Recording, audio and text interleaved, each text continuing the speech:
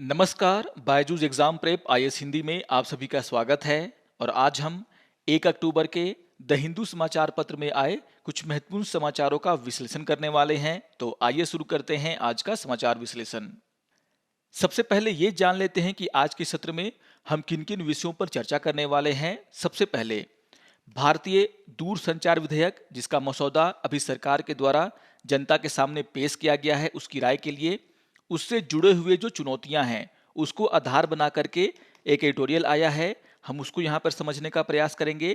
आपको ध्यान रखना है, इस मुद्दे पर हमने कल भी चर्चा किया था और फिर से हम लोग इस मुद्दे को जो एडिशनल बातें हैं उसको यहाँ पर देखने का प्रयास करेंगे।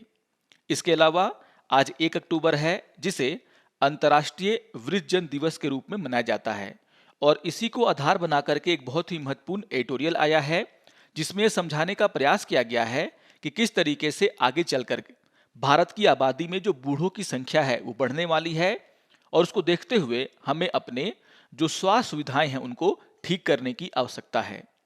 इसी तरीके से रूस के द्वारा जो यूक्रेन के 4 क्षेत्रों पर कब्जा करने का आधिकारिक घोषणा कर दिया गया है, इसको आधार बनाकर के जो न्यूज आया है हम उसको यहाँ पे समझने का प्रयास करेंगे।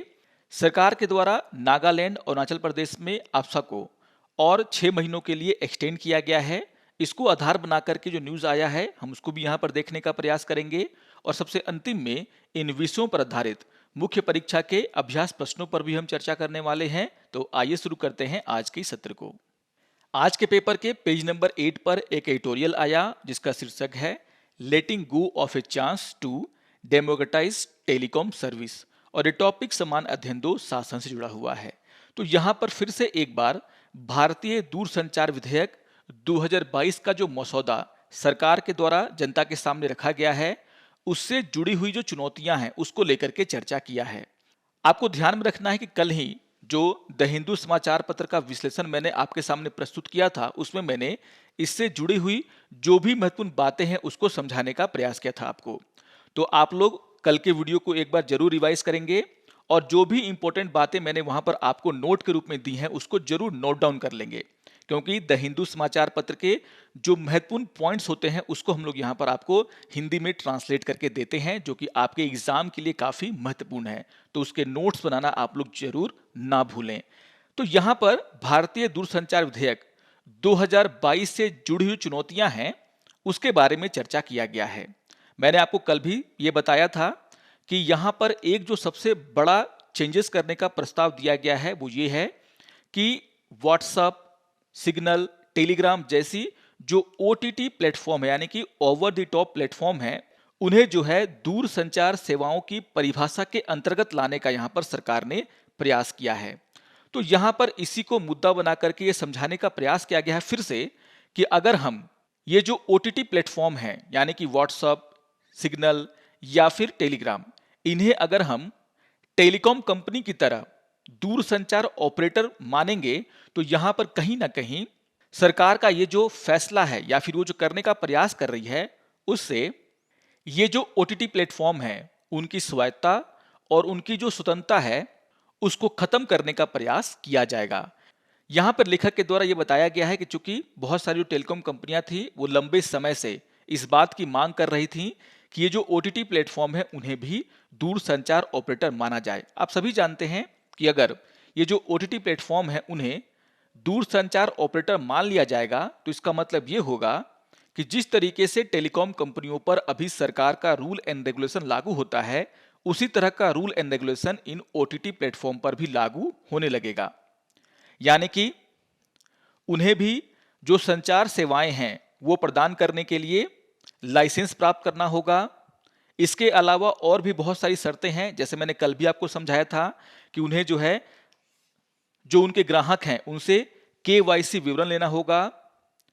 जो सरकार का इंक्रिप्शन को लेकर के नियम है उसका पालन करना होगा। यानी कि सरकार जो है व्हाट्सएप जैसे जो ओटीटी प्लेटफॉर्म है वहां पर आप जो वीडियो कॉल करते हैं, चैट करते हैं, उनको आसानी से ट्रेस कर पाएगा। तो इसी को आधार बना करके एक चुनौती के रूप में यहां पर लेखक ने यह समझाने का प्रयास किया है कि अगर सरकार ऐसा करती है तो वो कहीं ना कहीं ये जो ओटीटी प्लेटफॉर्म है उनके नवाचार और जो गोपनीयता है उसकी सुरक्षा के लिए खतरा है। तो मैंने कल भी आपको कहा था कि इससे जुड़ी हुई जो चुनौतियां हैं वो काफी बड़ी हैं, जिसको लेकर के बहुत सारे लोग इसकी आलोचना कर रहे हैं। खास करके ये जो ओटीटी प्लेटफॉर्म है उन्हें जो है टेलीकॉम ऑपरेटर मानने का जो यहाँ पर सरकार ने प्रस्ताव दिया है वो बहुत ही संदेह के घेरे में है। अब यहाँ पर लेखक का ये कहना है कि जो ओटीटी प्लेटफॉर्म है और जो टेलीकॉम कंपनियां हैं दोनों के काम अलग हैं। इसीलिए टेलीकॉम कंपनियों के द्वारा समान सेवा समान नियम का जो तर्क दिया जा रहा है वह जो है त्रुटिपूर्ण है, क्योंकि दोनों का कार्य अलग अलग है। आप अपने फोन में व्हाट्सएप चलाते हैं, टेलीग्राम चलाते हैं या फिर अदर जो आपके सोशल मीडिया प्लेटफॉर्म हैं वो इंटरनेट पे चलते हैं, और इंटरनेट के लिए आप डेटा जो है किसी टेलीकॉम कंपनी से लेते हैं, खरीदते हैं। और जब आपके फोन में इंटरनेट की सुविधा होती है या फिर आपके घर में जब ब्रॉडबैंड लगा होता है तब फिर आप इन ओटीटी प्लेटफॉर्म का उपयोग करते हैं।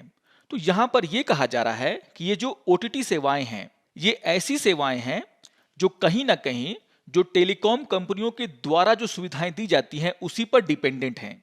और इसीलिए यह कहना कि जो ओटीटी प्लेटफॉर्म है और जो टेलीकॉम कंपनियां हैं यानी कि जो टेलीकॉम ऑपरेटर हैं वो समान है, ये कहीं ना कहीं गलत है। अब यहां पर जो सबसे बड़ा जो चिंता का विषय बना हुआ है वो ये है कि अगर ये ओटीटी प्लेटफॉर्म को दूर संचार सेवाओं की परिभाषा के अंतर्गत लाया जाएगा तो यहां पर जिस तरीके से आपने व्हाट्सएप में देखा होगा कि कहा जाता है कि आपका जो मैसेज जो आप किसी दूसरे को भेज रहे हैं वो क्या है, एनक्रिप्टेड है, यानी कि उसे कोई तीसरा पढ़ नहीं सकता है। तो इस तरह के सुरक्षा के जो उपाय वहां पर किए गए हैं उसको यहां पर खत्म करने का प्रयास किया जा रहा है, क्योंकि जैसे ही इन ओटीटी प्लेटफॉर्म को दूर संचार सेवाओं की परिभाषा के अंतर्गत लाया जाएगा तो यहां पर सरकार का जो नियम है एन्क्रिप्शन को लेकर के वह इन पर लागू होगा। तो जो भी बात आप करते हैं व्हाट्सएप पर, जो भी वीडियो कॉल आप करते हैं दूसरे ओटीटी प्लेटफॉर्म पर, उसको जो है आसानी से सरकार ट्रेस कर पाएगी, आपके मैसेज को पढ़ पाएगी। तो ये जो एक सुविधा देते हैं ये जो ओटीटी प्लेटफॉर्म है कि अगर आप मैसेज करते हैं या फिर वीडियो कॉल करते हैं या फिर कोई भी फोटो अगर भेजते हैं तो वो जो है एंड टू एंड एनक्रिप्टेड रहता है, यानी कि कोई तीसरा व्यक्ति जो है उसको नहीं पढ़ सकता। अब यहां पर अगर सरकार यह जो सुरक्षा के उपाय ओटीटी प्लेटफॉर्म के द्वारा दिए जाते हैं उनको अगर खत्म कर देगी तो कहीं ना कहीं यह नवाचार और गोपनीयता के सुरक्षा के लिए एक बहुत बड़ा खतरा बन करके सामने आएगा। और यहां पर लेखक के द्वारा यह कहा जा रहा है कहीं ना कहीं सुप्रीम कोर्ट के द्वारा जो निजता का अधिकार दिया गया था हमें, और इसके साथ साथ डेटा संरक्षण पर न्यायमूर्ति बीएन श्रीकृष्ण समिति की जो रिपोर्ट थी, ये जो काम सरकार कर रही है यह उसके उलट है। इसी तरीके से एक और मुद्दा जिस पर हमने कल भी चर्चा किया था वो था इंटरनेट शटडाउन का। आपने देखा होगा कि हाल के दिनों में जहां पर भी कानून व्यवस्था की गड़बड़ी की खबर आती है या फिर सरकार को ऐसा लगता है कि कानून व्यवस्था बिगड़ सकता है तो वहां पर वो क्या करता है, इंटरनेट शटडाउन का आदेश दे देता है। तो पूरे एरिया में और उसके आसपास के एरिया में जो इंटरनेट कनेक्टिविटी है उसको डाउन कर दिया जाता है, जो कि कहीं ना कहीं जो एक इंटरनेट का अधिकार है उसका उल्लंघन करता है। अब यहां पर जो सरकार के द्वारा मसौदा पेश किया गया है उसमें यह कहा गया है कि जो इंटरनेट शटडाउन से जुड़ा हुआ जो अधिकार है यानी कि फैसले का जो अधिकार है वह सरकार के पास होगा। मैंने आपको कल ही बताया था कि अभी तक जो है सरकार को भारतीय टेलीग्राफ अधिनियम 1885 के तहत जो नियम बनाए गए थे उसके आधार पर वह क्या करता है, इंटरनेट शटडाउन के बारे में अपने फैसले लेता है। और यहां पर सरकार ने जो है इंटरनेट शटडाउन को लेकर के एक नियम ही बनाया है जिसका नाम क्या है, temporary suspension of telecom services public emergency और पब्लिक सेफ्टी रूल 2070। लेकिन यहां पर जो प्रयास किया जा रहा है सरकार के द्वारा वो ये है कि इंटरनेट शटडाउन पर सरकार को कानूनी अधिकार दे दिया जाए। अब इससे यह होगा कि अगर सरकार को इस तरह के अधिकार मिल जाते हैं तो कहीं ना कहीं इसके दुरुपयोग होने का भी संभावना बढ़ जाएगा। और मैंने आपको कल भी नोट में बताया था कि जो अस्थायी समिति है सूचना प्रौद्योगिकी पर, उसने भी जो है इसको लेकर के चिंताएं जताई थी, जिसको कि सरकार ने कहीं ना कहीं दरकिनार कर दिया है। तो ये जो दो मुद्दे हैं उस पर आज के लेख में भी चिंता जताई गई है। मैंने कल भी आपको डिटेल में इसके बारे में चर्चा किया है। तो जो लोग इसे पहली बार सुन रहे हैं इस टॉपिक को पहली बार देख रहे हैं वो कल का जो समाचार विश्लेषण है उसको एक बार जरूर देखें। बहुत ही इंपॉर्टेंट डिस्कशन वहां पर इसको लेकर के किया गया है। इसी तरीके से सरकार के द्वारा जो ट्राई की स्थिति को परिवर्तित करने का प्रयास किया गया है उसको लेकर के ही मैंने वहां पर कल चर्चा किया था और इससे जुड़े हुए जो मुद्दे हैं उसको लेकर के भी इस पूरे विधेयक की आलोचना की जा रही है। जैसे मैंने आपको बताया था कि अब सरकार को लाइसेंस जारी करने से पहले ट्राई से सिफारिशें लेने की आवश्यकता नहीं होगी। तो यहां पर कहीं ना कहीं ट्राई का जो मुख्य काम था उसे ही सरकार जो है एक तरीके से खत्म करने का प्रयास कर रही है। इस तरीके से ट्राई का जो सरकारी सूचनाओं को, सरकारी दस्तावेजों को देखने का जो अधिकार था, उसको मांग करने का जो अधिकार था किसी सिफारिश को करने से पहले, उसे भी यहां पर सरकार खत्म करना चाहती है। और मैंने कल ही आपको क्लियर किया था कि अगर ऐसा किया जाता है तो यह काम जो है वह अंतर्राष्ट्रीय मानकों के अनुरूप नहीं होगा। दुनिया के हर देश में जहां पर भी दूरसंचार नियामक बनाए गए हैं, यानी कि ऐसी बॉडी बनाई गई है जो कि दूरसंचार क्षेत्र को कंट्रोल करती है, उसे अधिक स्वतंत्रता और शक्ति दिया गया है ताकि उस बाजार में यानी कि उस देश में निवेश करने वाले जो निवेशक हैं वो भी आश्वस्त रहें और उसके साथ साथ जो उपभोक्ता है वो भी आश्वस्त रहें कि सरकार जो है उनकी गोपनीयता में कोई भी इंटरफेयर नहीं करेगा। तो ये जो तीन मुद्दे हैं उसको आधार बना करके यहाँ पर यह बताने का प्रयास किया गया है कि इस तरीके सरकार एक बहुत ही अच्छा मौका गंवा रही है। यहाँ पर सरकार को ये करना चाहिए कि जो भी कमियां हैं टेलीकॉम सर्विसेज में उसको दूर करने का प्रयास करे, ना कि इस नए कानून के बहाने जो टेलीकॉम सर्विसेज है उस पर अपना जो कंट्रोल है उसको और बढ़ाने का सरकार प्रयास करे। तो एक बहुत ही इंपॉर्टेंट टॉपिक है, इसको भी आप लोग जरूर रिवाइज करेंगे। आइए एक और न्यूज की हम यहाँ पे चर्चा कर लेते हैं। आज के पेपर के पेज नंबर 8 पर एक न्यूज आया जिसका शीर्षक है as India ages keeping an eye on the elderly, और ये टॉपिक समान अध्ययन 2 सामाजिक न्याय से जुड़ा हुआ है। तो पिछले दिनों हमने काफी इस पर चर्चाएं की हैं कि जो हमारी बूढ़ी होती हुई आबादी है, अगर हमें उनके स्वास्थ्य प्रॉब्लम को सही तरीके से डील करना है, सही तरीके से समझना है, तो हमें अभी से ही अपने स्वास्थ्य सुविधाओं में जो भी कमियां हैं उसको दूर करने का प्रयास करना होगा। और एक बार फिर से जो है उसी टॉपिक पर यहां पर लेखक के द्वारा मुद्दे को उठाने का प्रयास किया गया है। यहां पर आपको ध्यान में रखना है कि आज 1 अक्टूबर है और संयुक्त राष्ट्र के द्वारा 1 अक्टूबर को अंतर्राष्ट्रीय वृद्धजन दिवस के रूप में मनाया जाता है। और हमने पहले भी काफी चर्चाएं की हैं जो विश्व जनसंख्या संभावनाएं रिपोर्ट आई है उस पर। तो यहां पर आपको ध्यान में रखना है कि यह जो रिपोर्ट आया था उसमें यह कहा गया था कि जिस तरीके से वैश्विक जन्म दर में कमी आ रही है उससे उम्मीद यह है कि 2050 तक दुनिया की आबादी में 65 वर्ष से अधिक उम्र के लोगों का जो प्रतिशत होगा वह लगभग 16% के आसपास होगा। वहीं अगर भारत की बात करें तो भारत को लेकर के इसमें यह कहा गया था कि 2050 तक भारत की जो संख्या है वह 1.7 बिलियन होने का अनुमान है, यानी कि भारत जो है सबसे ज्यादा आबादी वाला देश बन जाएगा। और ये जो आबादी होगी हमारी उसमें जो है एक बड़ी संख्या बुजुर्गों की होगी। अब यहां पर जब बुजुर्गों की संख्या बढ़ेगी तो इसमें यह कहा जा रहा है कि इसके कारण हमारी जो स्वास्थ्य प्रणालियां हैं उन पर दबाव बढ़ेगा, क्योंकि जब लोग बूढ़े होंगे तो अनेकों तरह की जो बीमारियां हैं, चाहे वह हाई ब्लड प्रेशर का हो, मधुमेह का हो यानी कि जो डायबिटीज है उसका हो, या फिर जो अलग अलग तरह की बीमारियां हैं उनकी संख्या बढ़ेगी। और अगर हमारी सार्वजनिक स्वास्थ्य प्रणाली उनको झेलने के लिए मजबूत नहीं की जाएगी, उसमें कमियां जो है उसको दूर नहीं किया जाएगा, तो आगे चल करके हमें काफी मुश्किलों का सामना करना पड़ सकता है। खास करके जो वृद्ध आबादी है उसे जो है काफी मुश्किलों का सामना करना पड़ सकता है। यहां पर लेखक के द्वारा यह कहा गया है भारत के संदर्भ में कि जिस तरीके से आगे चल करके भारत में जो बूढ़ों की आबादी है वो बढ़ने वाली है, उसको ध्यान में रख करके अगर हम अभी भारत की जो स्वास्थ्य व्यवस्था है उसको देखते हैं तो अभी जो है हमारी स्वास्थ्य व्यवस्था उनको देखभाल प्रदान करने के लिए तैयार नहीं है। यह एक बहुत ही महत्वपूर्ण मुद्दा है जो पहले हमने काफी चर्चा किया है। आप रेगुलरली हमारे द्वारा जो समाचार विश्लेषण लाया जाता है उसको अगर देखेंगे तो ये जो गंभीर मुद्दे हैं उस पर आपकी जो समझ है वो काफ़ी अच्छे तरीके से तैयार होगी। तो बहुत बार हमने जो है बूढ़ों की आबादी को कैसे अच्छी तरीके से स्वास्थ्य सुविधाएं पहुंचाई जाए इसको लेकर के हमारे इसी कार्यक्रम में चर्चा किया है।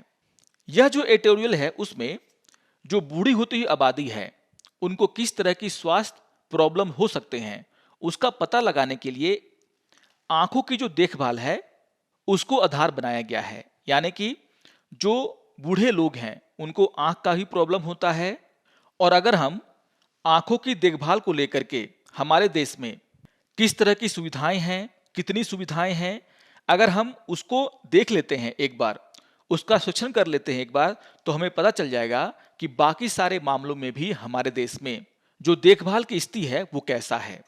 और इसी को आधार बनाकर के यहाँ पर एक रिपोर्ट की चर्चा की गई है। आपको ध्यान में रखना है कि एक आई इंस्टीट्यूट के द्वारा हैदराबाद और तेलंगाना में बुजुर्गों के स्वास्थ्य, जीवन की गुणवत्ता, मानसिक स्वास्थ्य, उनमें जो रोग होते हैं, जो विकलांगता है, उसको आधार बना करके एक रिपोर्ट तैयार करने का प्रयास किया गया है। और यहाँ पर खास करके आंखों की देखभाल के ऊपर चर्चा किया गया है, जिसमें यह कहा गया है कि सर्वेक्षण में जिन 1000 वृद्ध लोगों को प्रतिभागी के रूप में यहाँ पर शामिल किया गया, जिनकी उम्र 60 वर्ष से अधिक की थी, तो यहाँ पर सर्वेक्षण में यह पाया गया कि इन 1000 लोगों में से 30% से अधिक बुजुर्गों को दूर दृष्टि दोष था, जबकि 50% जो बुजुर्ग थे उन्हें जो है निकट दृष्टि दोष था। इस तरीके से यहाँ पर यह कहा गया है कि आधे से ज्यादा जो प्रतिभागी हैं, यानी कि 50% से ज्यादा जो प्रतिभागी हैं, वृद्ध हैं, उनमें कम से कम एक स्वास्थ्य समस्या जरूर थी, और इसमें से जो 1/3 हैं, यानी कि जो 33% हैं, उनमें एक साथ कई रोग विद्यमान थे। यहां पर यह कहा गया है कि इन 1000 लोगों में 70% लोग जो हैं किसी न किसी सहायक उपकरण का उपयोग कर रहे थे, जिसमें चश्मा जो है सबसे आम था।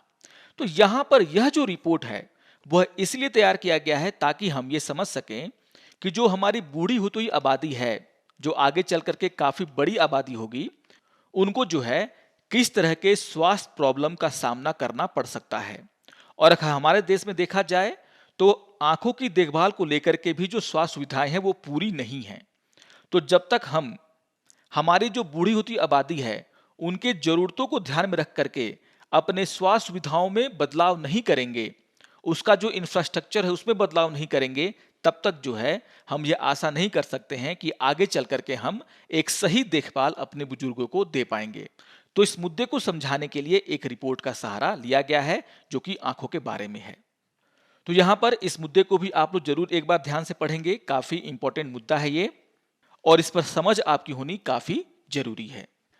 आइए एक और न्यूज को हम यहां पर देख लेते हैं। आज के पेपर के पेज नंबर 13 पर एक न्यूज आया जिसका शीर्षक है Putin annexes 4 Russia held region of Ukraine call for talk. और यहां पर ये जो टॉपिक है वह अंतर्राष्ट्रीय संबंध जुड़ा हुआ, यानी कि पेपर 2 से जुड़ा हुआ है। तो हमने पहले भी इस पर चर्चाएं की हैं कि किस तरीके से रूस उन 4 क्षेत्रों में जनमत संग्रह की बात कर रहा था जिसे जो है वह कब्जा किए हुए है। और यहां पर जनमत संग्रह होने के बाद रूस ने यह ऐलान किया है कि जो भी 4 क्षेत्र हैं उन्हें वह रूस में मिला रहा है, और इसी को लेकर के इस न्यूज में चर्चा किया गया है। तो काफी इंपॉर्टेंट घटनाक्रम है ये, और बहुत तेजी से बदलता हुआ घटनाक्रम है। तो इसको आप लोग जरूर ध्यान से पढ़ते रहेंगे, देखते रहेंगे।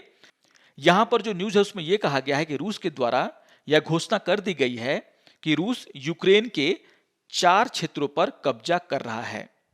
अब यहां पर जो अंतर्राष्ट्रीय समुदाय है, या फिर अगर हम अंतर्राष्ट्रीय कानूनों की बात करें, तो उसकी अवहेलना करते हुए रूस ने जो है इस तरह की घोषणा की है। और यहां पर रूस के द्वारा इन सभी 4 क्षेत्रों को रूस में शामिल करने की प्रक्रिया को शुरू करने के लिए संधियों पर हस्ताक्षर भी कर लिए हैं। और ये 4 क्षेत्र हैं उस पर हमने पहले भी चर्चा किया था। वो 4 क्षेत्र कौन कौन से हैं? वो 4 क्षेत्र हैं लुहांस्क, आप यहां पर देख सकते हैं, दूसरा है डोनेटस्क, तीसरा है जेपोरिजिया, और चौथा है खारसेन। तो यहां पर इस फिगर को आप लोग जरूर ध्यान में रखेंगे।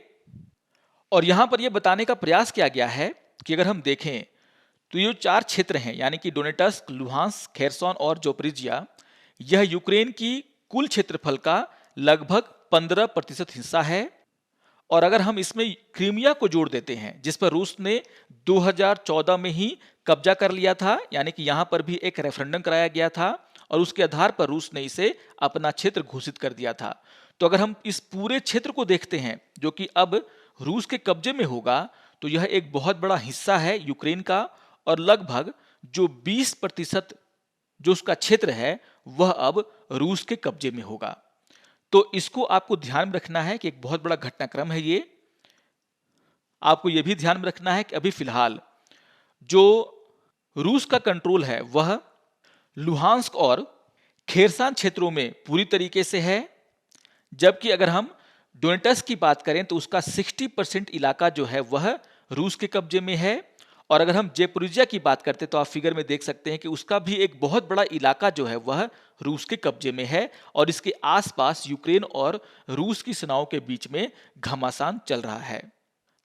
आपको यह भी ध्यान में रखना है कि ये जो जेपोरिजिया क्षेत्र है वहां पर यूरोप का सबसे बड़ा परमाणु ऊर्जा संयंत्र है, जिसका नियंत्रण अब रूस के हाथों में है।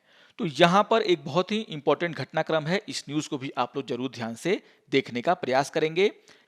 यहां पर आपको यह भी ध्यान में रखना है कि रूस का ये जो निर्णय है उस पर अंतर्राष्ट्रीय समुदाय ने क्या प्रतिक्रिया व्यक्त की है।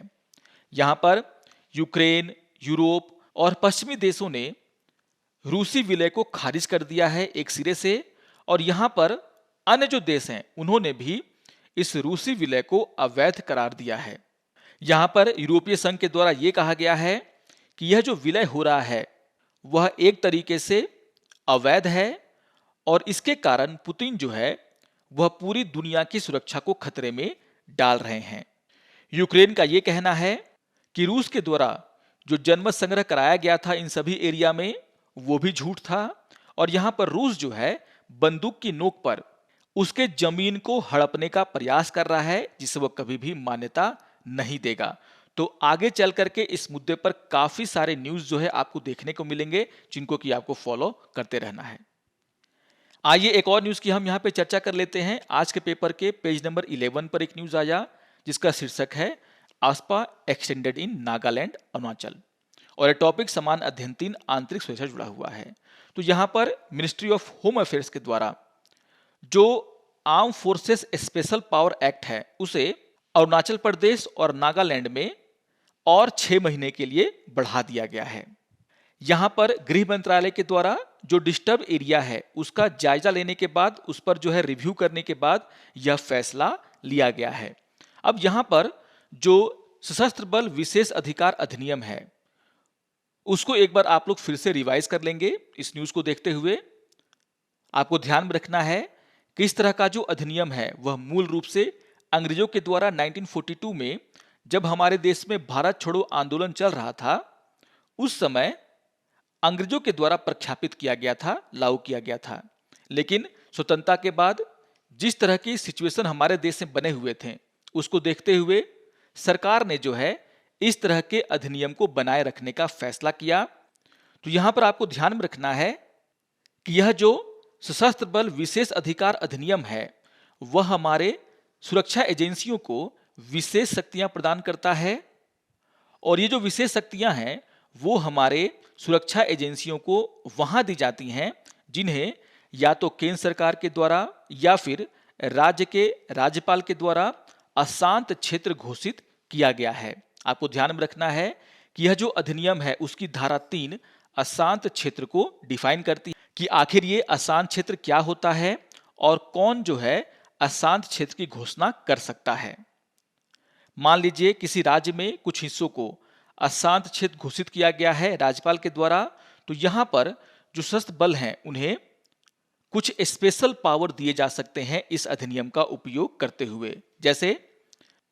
जैसे जिस क्षेत्र को अशांत क्षेत्र घोषित किया गया है वहां पर जो सशस्त्र बल हैं वह यह घोषणा कर सकते हैं कि उस क्षेत्र में 5 या उससे अधिक व्यक्ति एक साथ एकत्र नहीं हो सकते।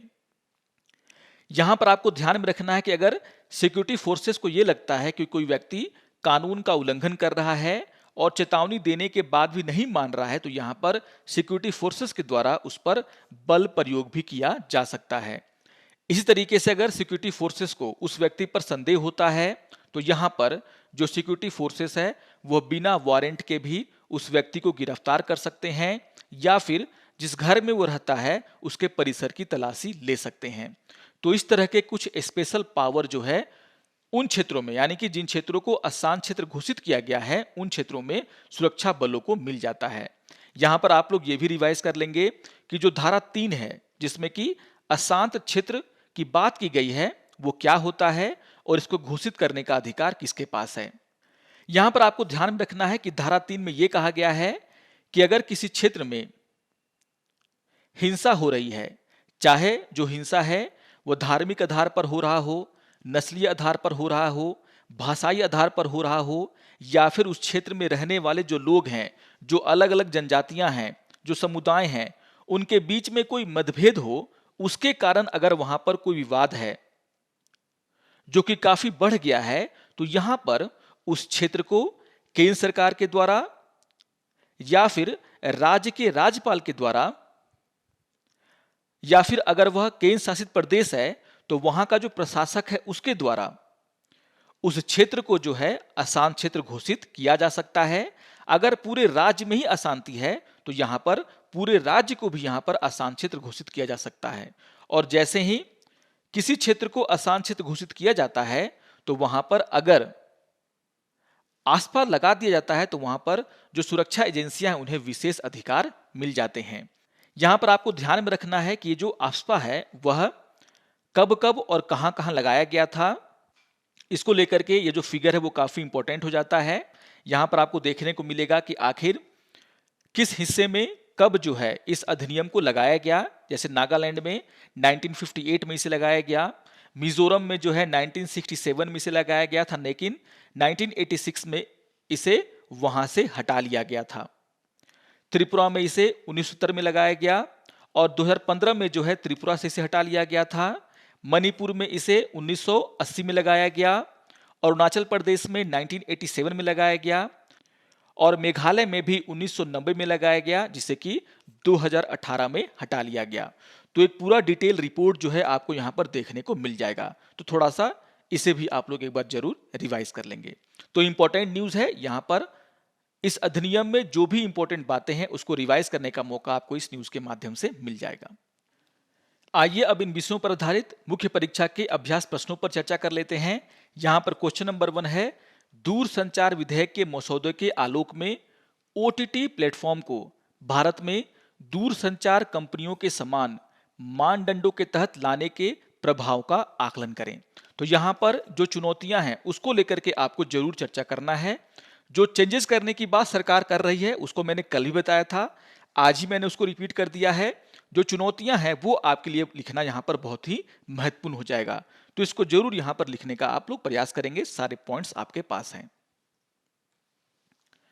आइए अब क्वेश्चन नंबर 2 पर चर्चा कर लेते हैं। क्वेश्चन नंबर 2 है, देश में बढ़ती बुजुर्ग आबादी से निपटने के लिए भारत कितना तैयार है, विवेचना करें और इसमें सुधार के उपाय सुझाएं। तो इस टॉपिक पर हमने पहले भी काफी चर्चाएं की हैं, वहां से भी आपको पॉइंट मिल जाएंगे। यानी कि भारत में जो स्वास्थ्य सुविधाओं की कमी है उसको लेकर के आपके पास बहुत सारा डेटा होगा, आप उसका यहां पर उपयोग करें। यहां पर आपको यह भी समझाना है कि आखिर यह जो कमियां हैं हमारी स्वास्थ्य सुविधाओं में, उसमें हम कैसे सुधार ला सकते हैं, चाहे वह बजट की कमी हो, डॉक्टरी कमी हो, या फिर जो ट्रेन नर्सेस हैं उनकी कमी हो, उसको हम लोग कैसे सुधार सकते हैं, उसको लेकर के भी आपको यहां पर अपने राय देने हैं। तो आशा करता हूं कि आप सभी को आज का ये समाचार विश्लेषण पसंद आया होगा। टॉपिक्स बहुत ही इंपॉर्टेंट है, इनको आप लोग जरूर रिवाइज कर लेंगे, जो महत्वपूर्ण बातें हैं उनको नोट डाउन कर लेंगे। और अगर आपको ये वीडियो अच्छा लगे तो आप जरूर इसको लाइक करें, शेयर करें और दूसरों को भी सब्सक्राइब करने के लिए प्रेरित करें। तो मिलते हैं समाचार विश्लेषण के अगले अंक में, तब तक के लिए नमस्कार और धन्यवाद।